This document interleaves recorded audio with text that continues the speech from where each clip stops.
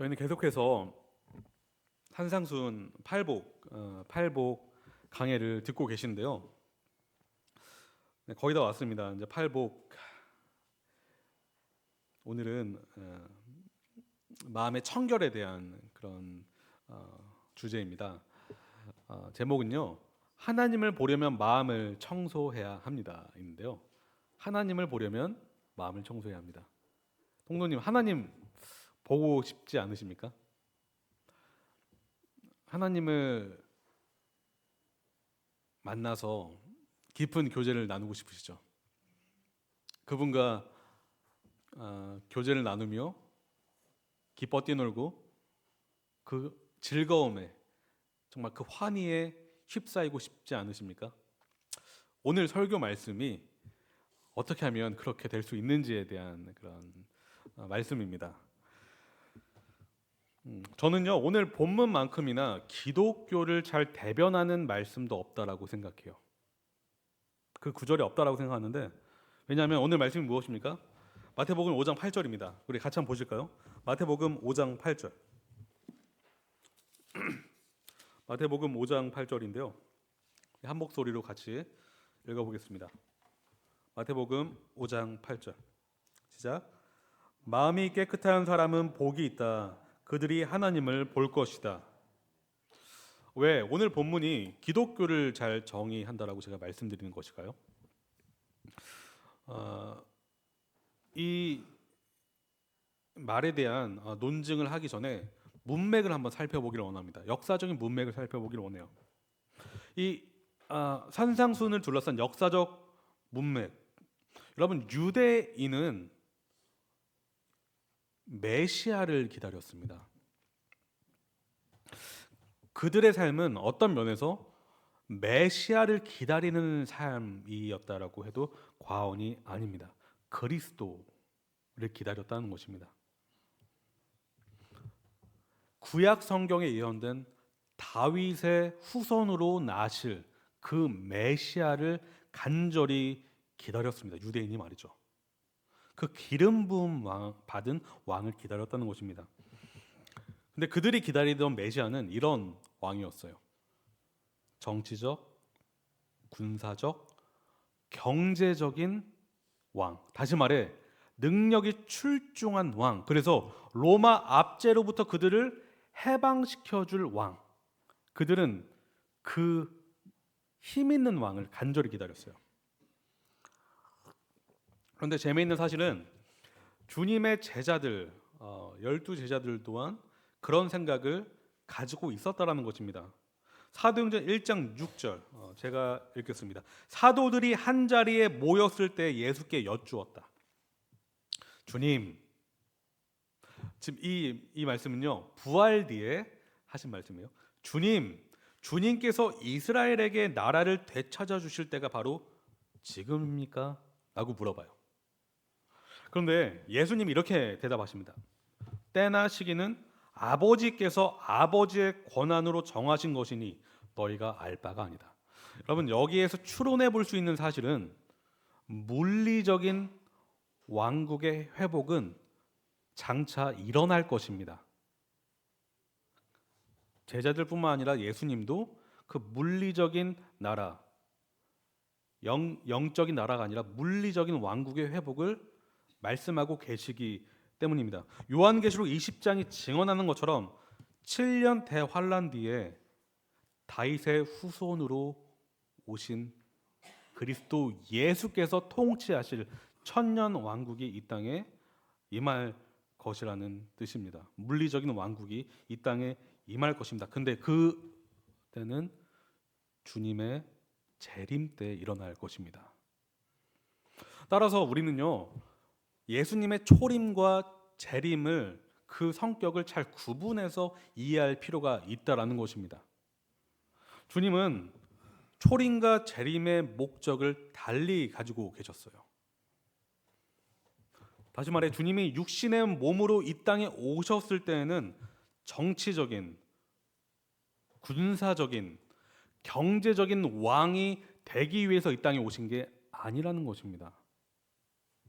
주는요 되려 겸손의 왕으로, 희생의 왕으로 종의 모습으로 이 땅에 오셨습니다.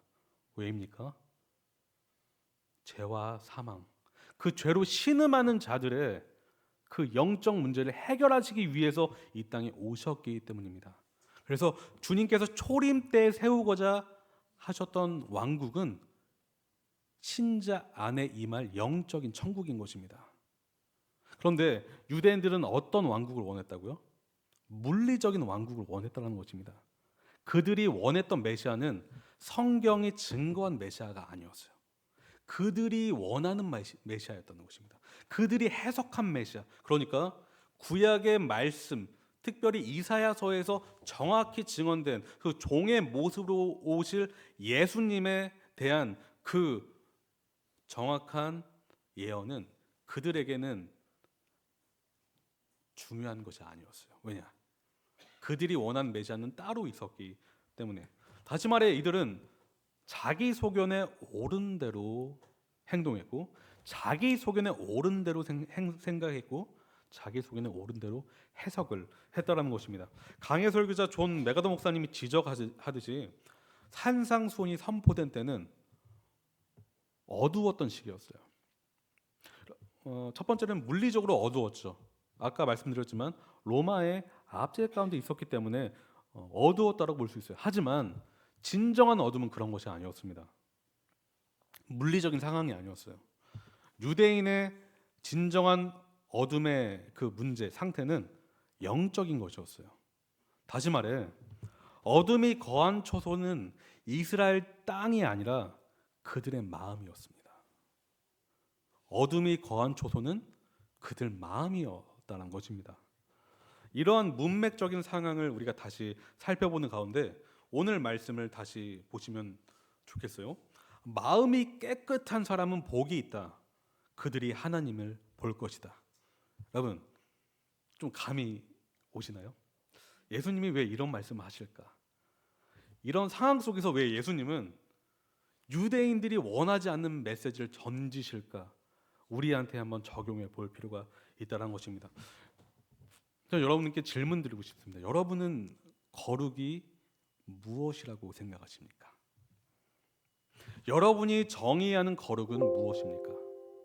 여러분이 정의하는 순결함은 무엇입니까? 여러분이 생각하시는 청결함은 무엇입니까?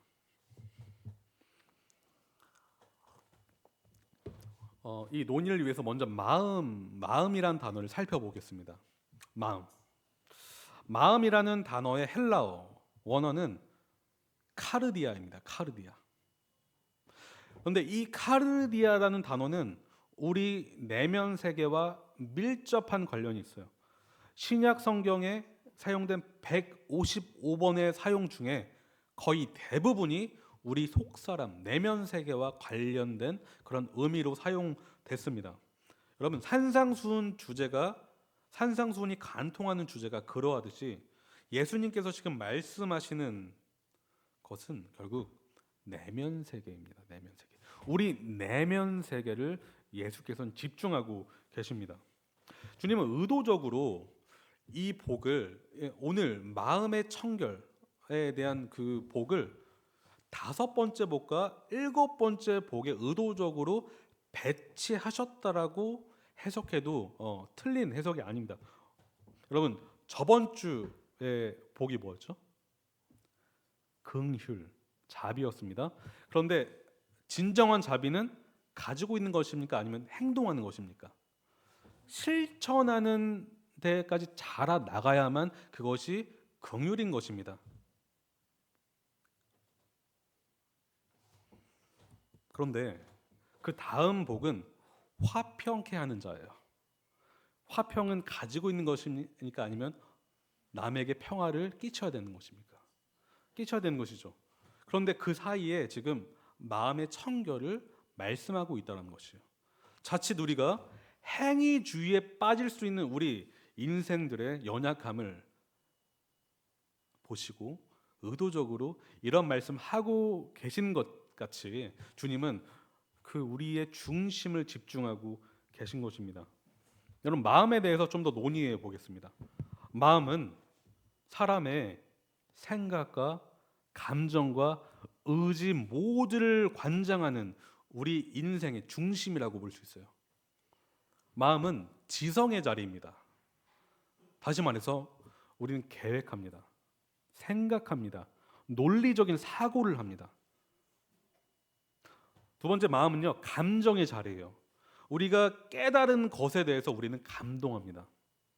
우리가 좋은 책을 볼 때, 좋은 어떤 예술 작품을 볼 때, 음악을 들을 때 우리는요, 분석만 하지 않아요.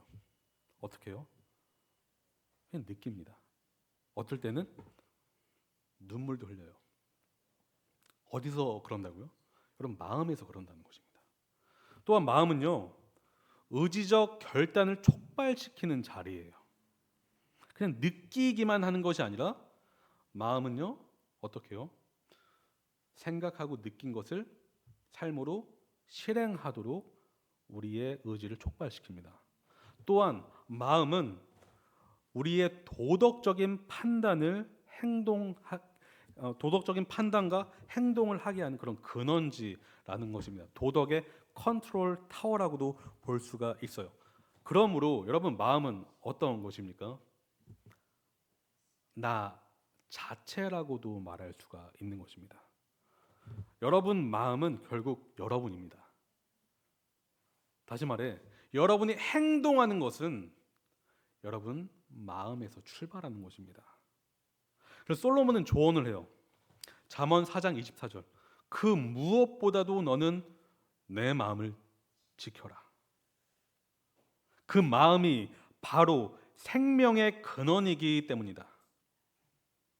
요점은요, 저와 여러분의 인격, 저와 여러분의 말, 저와 여러분의 행동, 저와 여러분의 관계성, 이 모든 것이 어디서부터 출발한다고요?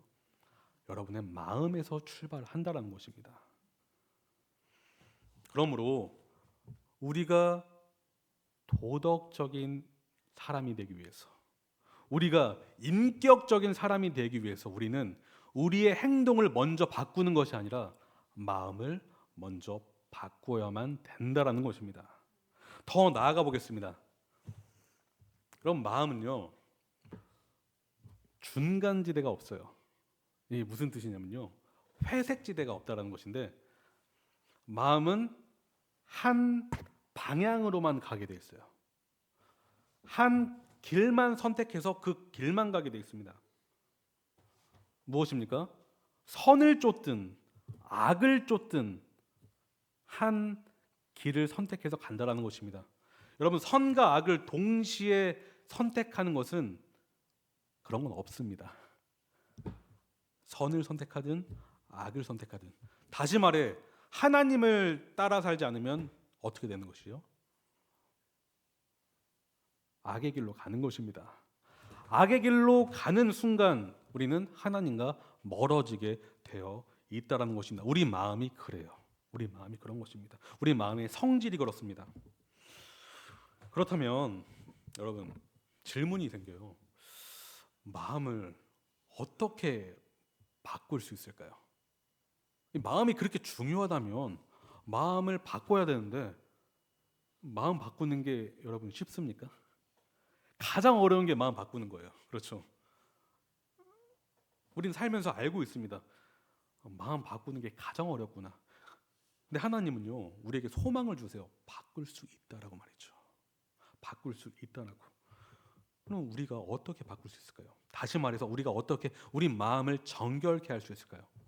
청소할 수 있을까요? 그 답을 알기 위해서는 본문에 사용된 깨끗함이란 단어를 이해할 필요가 있어요. 개역개정에서는 청결이라고 번역을 했는데, 깨끗함 혹은 청결의 헬라어 단어는 카타로스입니다. 제가 헬라어 단어를 많이 말씀드리는데 여러분의 이해를 돕기 위해서 말씀드리는 것입니다. 카타로스. 이 단어는 굉장히 흥미롭습니다. 이 단어를 연구하면 좀 흥미로운데, 첫 번째 이런 뜻이요. 섞이지 않은, 순수한이란 뜻이에요. 카타로스의 청결은 깨끗함의 그 자체입니다. 예를 들어서 이런 거 이렇게 한번 설명드려 볼게요. 하얀 도화지가 있다라는 여러분 가정해 봅시다. 하얀 도화지. 하얀 도화지는 청결을 상징해요. 근데 여기에 검정색 먹물을 한 방울 뚝 떨어뜨렸어요. 그러면 어떻게 될까요? 청결하다고 말할 수 있을까요? 이젠 청결은 청결이라고 말할 수가 없는 상태가 되는 것입니다. 투명한 물이 있다라고 생각해 보세요. 투명한 물. 거기에 잉크 한 방울을 똑 떨어뜨렸어요. 그럼 물이 어떻게 되죠? 탁해져요. 깨끗한 물이라고 이제 말할 수가 없는 것입니다. 그래서 카타르스의 청결은 오염되지 않은 순수한 상태라고 볼 수가 있어요. 두 번째, 이 단어는 이런 뜻입니다. 둘로 나뉘어지지 않은이란 뜻이에요. 둘로 나뉘어지지 않은. 다시 말해, 우리 두 눈이 있잖아요. 두 눈이 한쪽은 이쪽을 바라보고 한쪽은 이쪽을 바라봐요. 그럼 어떻게 될까요, 여러분? 정신 없겠죠. 네. 이 두 눈이 이런 것입니다. 한 대상만을 오로지 집중하는 것이 바로 카타로스의 청결이에요. 이것을 마음에 적용하면 이런 것이죠. 마음이 나뉘어지지 않은이란 뜻이에요. 한 대상만을 집중하는 마음이 바로 카타로스입니다. 그러니까 한 마음인데 한 마음이 이런 것이에요. 다른 각도로 말해서 한 주인만을 섬기는 것인데 이 주인이 누구냐에 따라서 청결하냐 청결하지 않느냐로 나눌 수가 있어요. 하나님과 돈이 있습니다. 우리는 두 주인을 따릅니다. 그런데 아까도 말씀드렸지만 우리는 두 주인을 섬길 수가 없어요. 하나님을 섬기지 않으면 어떻게 돼요? 돈을 우상으로 섬기게 됩니다. 마태복음 6장 24절. 아무도 두 주인을 섬기지 못한다. 예수님 말씀하세요. 한쪽을 미워하고 다른 쪽을 사랑하거나 한쪽을 중히 여기고 다른 쪽을 업신여길 것이다. 너희는 하나님과 재물을 아울러 섬길 수 없다. 예수님의 말씀입니다.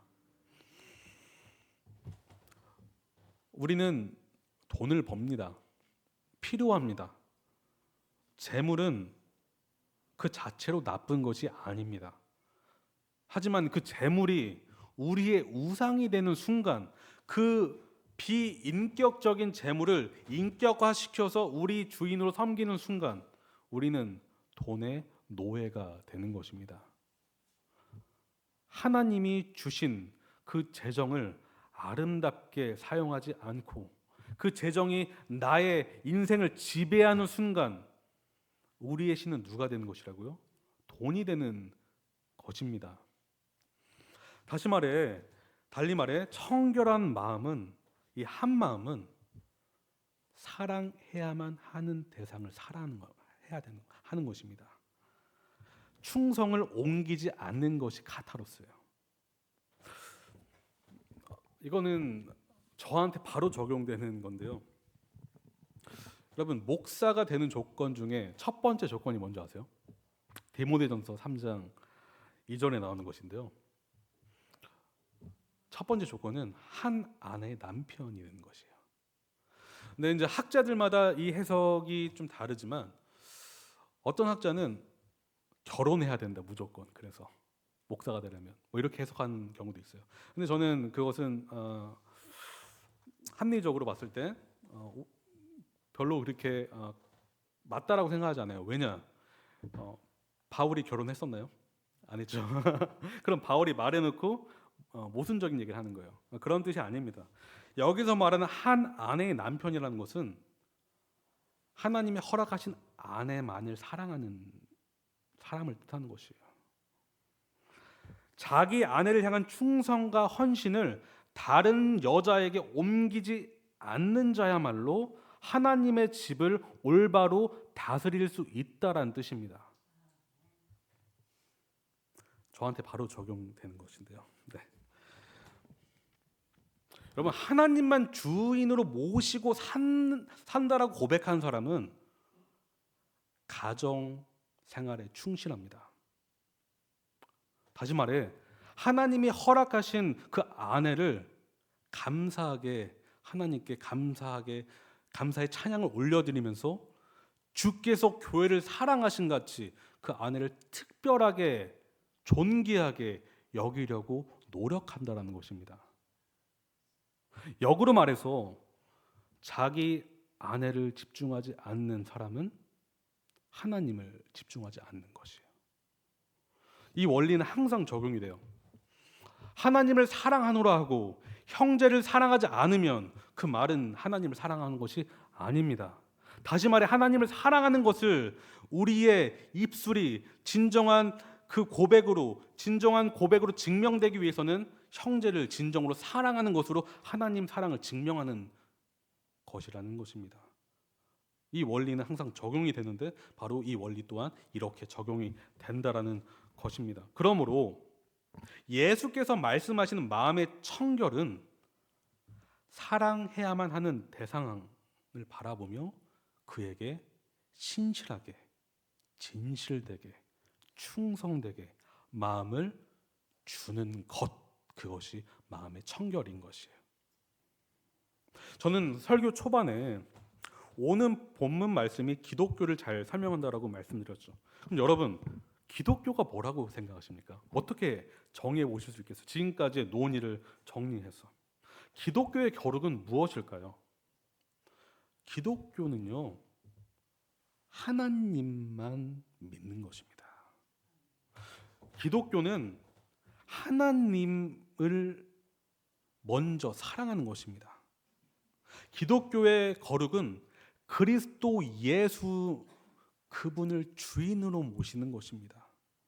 참된 거룩은 우리의 마음과 뜻과 정성을 다해 주 예수를 사랑하는 것입니다. 이것이 거룩이에요, 여러분. 이것이 거룩입니다. 저는 다윗을 통해 또한 거룩에 대한 명철을 얻게 되는데요. 시편 같이 한번 보실까요? 시편 24편입니다.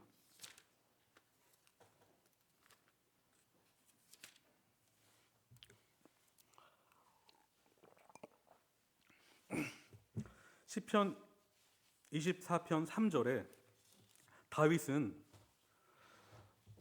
이스라엘 백성뿐만 아니라 오늘날을 사는 저와 여러분에게 이런 질문을 해요. 시편 24편 3절입니다. 제가 읽을게요. 누가 주님의 산에 오를 수 있으며 누가 그 거룩한 곳에 들어설 수 있느냐? 다시 말해 누가 주님과 함께 할 수 있겠느냐라는 것입니다. 4절 5절을 같이 한번 읽어볼까요? 시작. 깨끗한 손과 해맑은 마음을 가진 사람, 헛된 우상에게 마음을 팔리지 않고 거짓 맹세를 하지 않는 사람이다. 그런 사람은 주님께서 주시는 복을 받고 그를 구원하시는 하나님께로부터 의롭다고 인정받을 사람이다. 제가 예전 설교에 한번 인용했던 구절이기도 한데, 여러분, 다윗은 지금 이러한 질문과 고백을 하는 다윗은요, 청결한 마음을 자기 지혜와 능력으로 쟁취하려고 하지 않습니다. 다시 말해 스스로 그 마음을 만들어 내려는 그 생각을 포기한다는 것입니다. 자기 부인과 자기 포기의 자리로 나아간다는 것입니다. 대신 정결한 마음을 하나님께 달라고 간구하고 애원합니다. 시편 51편 10절 그가 말해요. 시편 51편 10절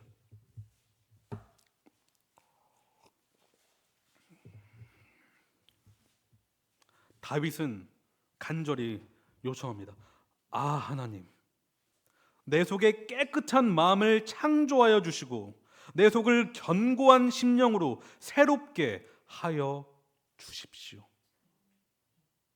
다윗의 고백인 것이.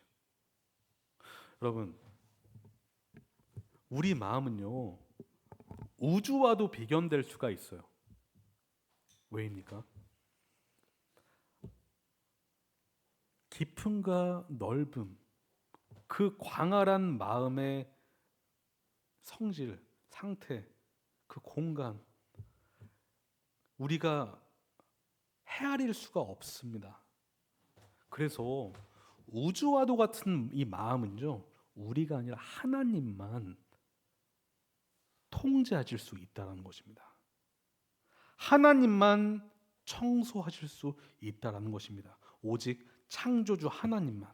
다시 말해, 말씀 한마디로 세상을 창조하신 하나님만이 여러분의 마음을 다스리실 수가 있습니다. 여러분 그 사실을 믿으십니까? 창조주 하나님만이 저와 여러분의 굳은 마음을 제거하여 부드럽게 하실 수 있는 능력이 있으십니다. 하나님은 친히 약속하세요. 제가 읽겠습니다. 에스겔서 3장 26절. 너희에게 새로운 마음을 주고 너희 속에 새로운 영을 넣어주며 너희 몸에서 돌같이 굳은 마음을 없애고 살가처럼 부드러운 마음을 주며 너희 속에 내 영을 두어 너희가 나의 모든 율례대로 행동하게 하겠다. 그러면 너희가 내 모든 규례를 지키고 실천할 것이다.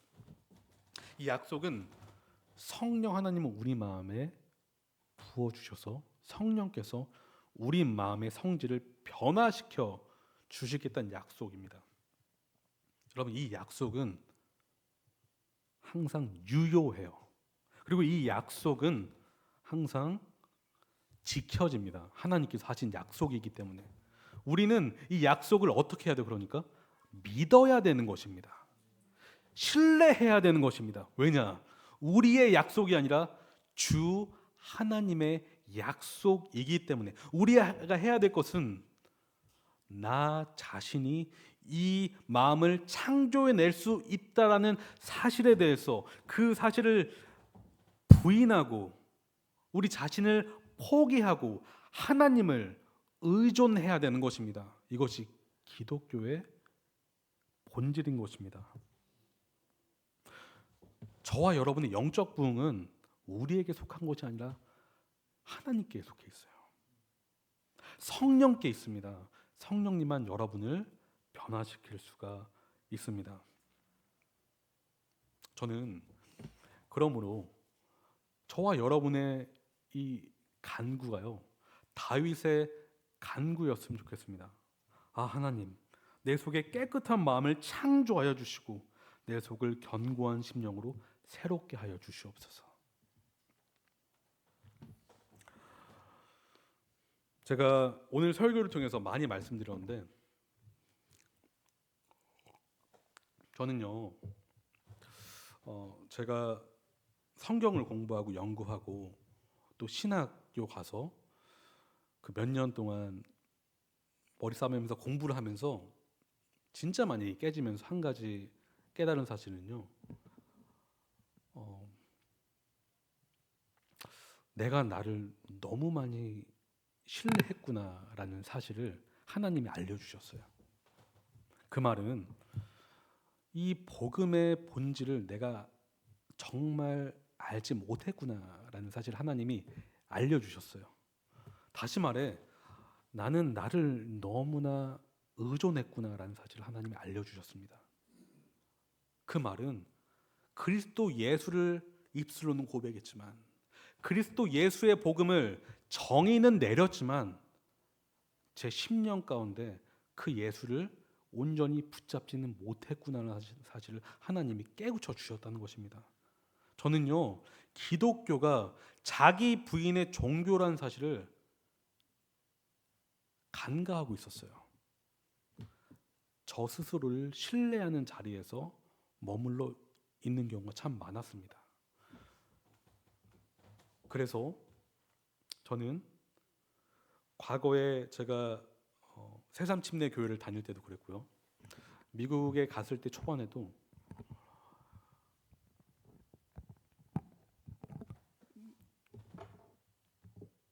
다른 교회 교인들을 보면서 굉장히 정죄를 많이 했어요. 아, 저 사람들은 복음을 몰라. 내가 복음을 갖고 있어. 이러한 우월주의에 빠져 있었습니다. 그런데 제가 복음을 알면서 그게 너무나 교만한 생각이었다는 것을 하나님 알려주셨어요. 아, 나는 아무것도 아니구나. 난 복음을 모르면서 안다라고 착각했구나. 저는요, 이 자기 부인의 이 본질적인 메시지를 알고 나서부터 제 자랑이 얼마나 무익하고 헛된 것임을 고백하게 됐다라는 것입니다. 여러분, 자기 부인은 어떤 철학적인 그런 관념주의나 실체 없는 감상주의가 아닙니다. 자기 부인은 허상의 대상을 붙잡고 자랑하는 것이 아닙니다. 성경적인 자기 부인은 주 예수만을 붙잡는 것입니다.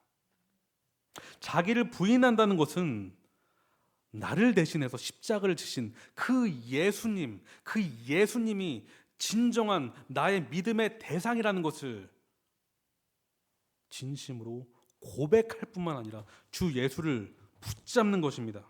다시 말해 주의 보혈을 의존하는 것입니다. 여러분, 진정으로 예수 그리스도의 십자가 보혈을 의존하고 계십니까? 다시 말해 주의 보혈만이 여러분의 마음을 깨끗게 할 수 있다는 사실을 믿으십니까? 여러분, 히브리서 기자는 이 사실에 대해서 논증을 합니다. 히브리서 9장 22절은 말합니다. 율법에 따르면 거의 모든 것이 피로 깨끗해집니다. 뭐라고요?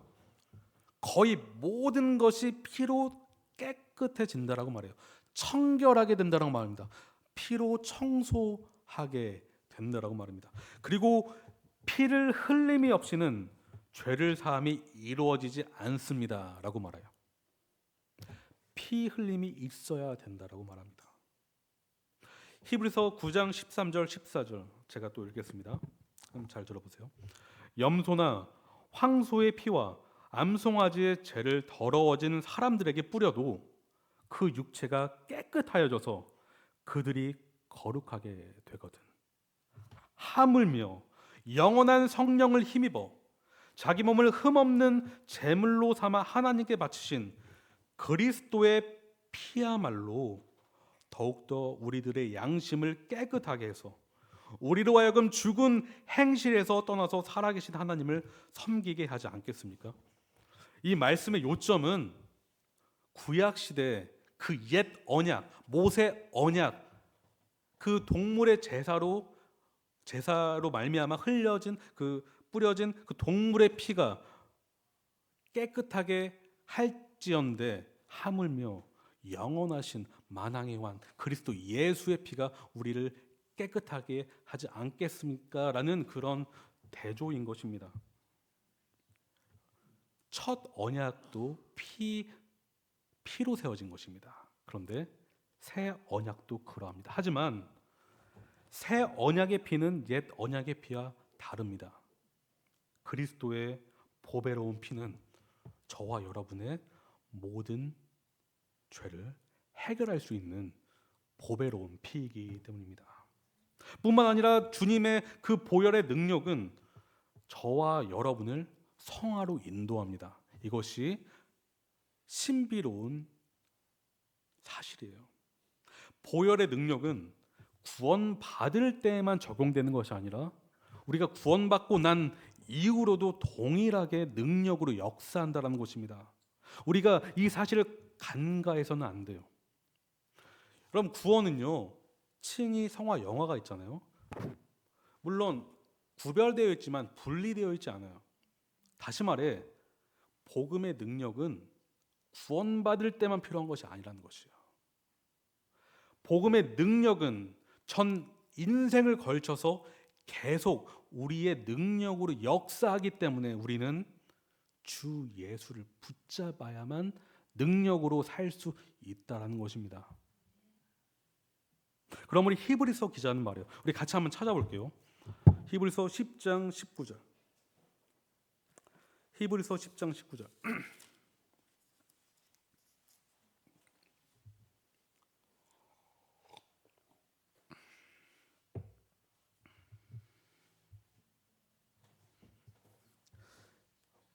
19절 22절까지 읽겠습니다. 시작. 그러므로 형제자매 여러분, 우리는 예수의 피를 힘입어서 담대하게 지성소에 들어가게 되었습니다. 예수께서는 휘장을 뚫고 우리에게 새로운 살 길을 열어주셨습니다. 그런데 그 휘장은 곧 그의 육체입니다. 그리고 우리에게는 하나님의 집을 다스리시는 위대한 제사장이 계십니다. 그러니 우리는 확고한 믿음을 가지고 참된 마음으로 하나님께 나아갑시다. 우리는 마음에다 그 예수의 피를 뿌려서 죄책감에서 벗어나고 맑은 물로 몸을 깨끗이 씻었습니다. 여러분, 이것이 비결인 것입니다. 이것이 비결이에요. 주 예수의 보혈로만 우리가 깨끗해질 수 있습니다. 다시 본문으로 돌아가 볼게요. 마음이 깨끗한 사람 복이 있다. 그들이 하나님을 볼 것이다. 이제 결론인데요. 여러분, 하나님을 보고 싶죠? 근데 그냥은 안 돼요, 여러분. 그냥은 안 됩니다. 마음이 청결해야만 볼 수 있어요. 여러분, 볼 것이다. 봤다가 아닙니다. 본다가 아닙니다. 볼 것이다. 미래형이에요. 우리는 장차 부활한 몸을 입고 죄가 없어진 상태에 온전한 영원한 몸으로 하나님을 온전히 볼 것입니다. 미래의 말입니다. 한번 상상해 보십시오. 지금 상상이 되세요? 여러분, 죄가 없어진다라고 생각해 보십시오. 여러분, 마음이 순백의 마음이에요. 질투, 시기, 미움 전혀 없어진다는 것입니다. 그냥 사랑만 있어요. 거룩만 있습니다. 장차 여러분이 그렇게 될 것입니다. 그때 하나님을 온전히 볼 것입니다. 하지만 이미 우리는 우리 마음 안에 천국이 임했기 때문에 이 땅에서도 우리가 완전하진 않지만 그래도 하나님을 볼 수 있어요. 무엇으로요? 믿음의 눈으로. 믿음의 눈으로. 고린도서 4장 6절. 어둠 속에 빛이 비철하고 말씀하신 하나님께서 우리의 마음속을 비추셔서 예수 그리스도 얼굴에 나타난 하나님의 영광을 아는 지식의 빛을 우리에게 주셨다라고 하고 있습니다. 다시 말해, 하나님이 우리에게 빛을 비춰주셔서 하나님을 보게 해주십니다.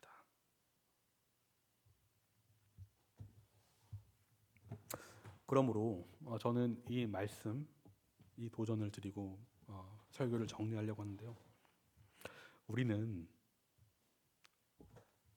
하나님께 이 청결한 마음을 요청하는 동시에 우리는 하나님이 주신 그 은혜를 붙잡고 죄에서 신실하게 멀어지려고 노력해야 됩니다. 우리는 죄로부터 떠나야 됩니다. 죄는 더 이상 우리의 주인이 아닙니다. 죄는 우리가 사랑할 대상이 아닙니다.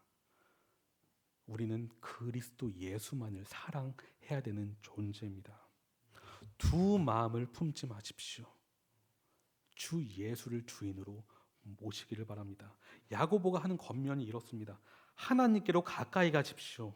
그리하면 하나님께서 가까이 오실 것입니다. 죄인들이여, 손을 깨끗이 하십시오. 두 마음을 품은 사람들이여, 마음을 순결하게 하십시오. 야고보서 4장 8절.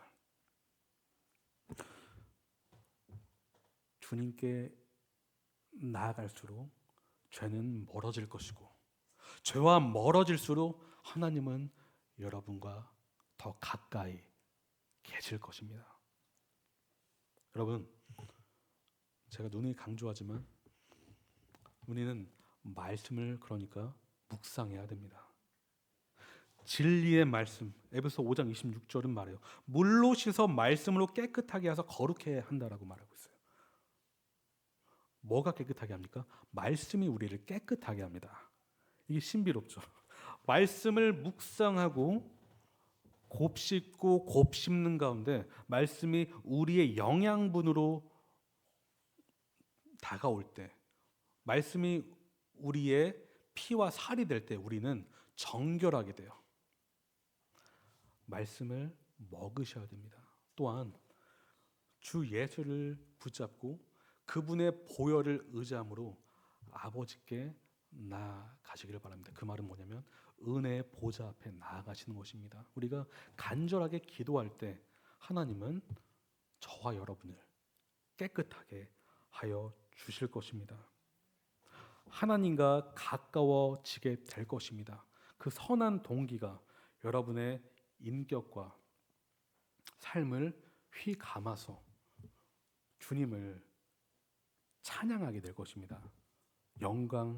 그분의 영광을 올려드리는 여러분이 될 것입니다. 기도하시겠습니다.